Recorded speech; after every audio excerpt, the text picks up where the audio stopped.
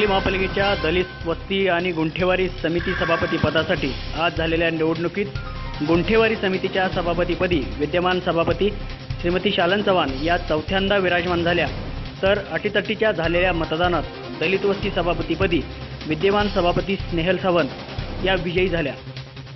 आज या सभापती निवडीसाठी जिल्हाधिकारी विजय काळम पाटील यांच्या अध्यक्षतेखाली सभापती निवडीची सभा पार पडली। या सभेत पहिल्यांदा दलित वस्ती समितीची निवडणूक झाली।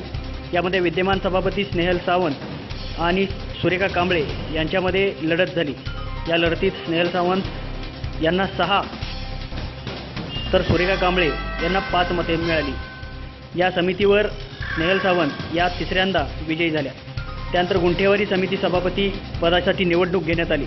यामध्ये राष्ट्रवादीच्या उमेदवार प्रियांका बंडगर यांनी माघार घेतल्यानं गुंठेवारी समिती सभापती म्हणून श्रीमती शालन चव्हाण या चौथ्यांदा गुंठेवारी समितीच्या सभापती बनल्या आहेत। निवडीनंतर नूतन सभापतींचा जिल्हाधिकारी काळम पाटील यांच्या हस्ते सत्कार करण्यात आला। आणि या ठिकाणी आज आमचे संख्याबळ कमी असताना सुद्धा काँग्रेसच्या एक सदस्यानं व स्वाभिमानीच्या एक सदस्यानं आम्हाला मतदान करून आज या ठिकाणी आमचा उमेदवार विजय केला।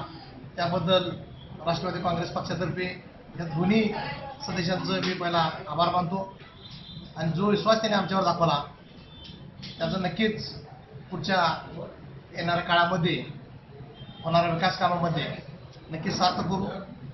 ज्या सदस्याने आम्हाला सहकार्य केलं त्यांची कुठलीही विकास कामं थांबणार नाही।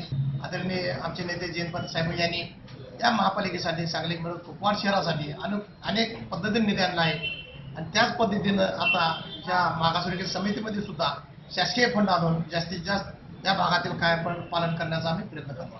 सांगली म्युनिसिपल महानगरपालिकेच्या आज मागासवर्गीय कमिटीच्या निवडणुकीच्या त्याचबरोबर गुंठेवारी सभापती निवडणुकीच्या त्यामध्ये महानगरपालिकेच्या गुंठेवारी सभापती म्हणून आमच्या सदस्या श्रीमती शालन चव्हाण यांची बिनविरोध निवडणूक झाली।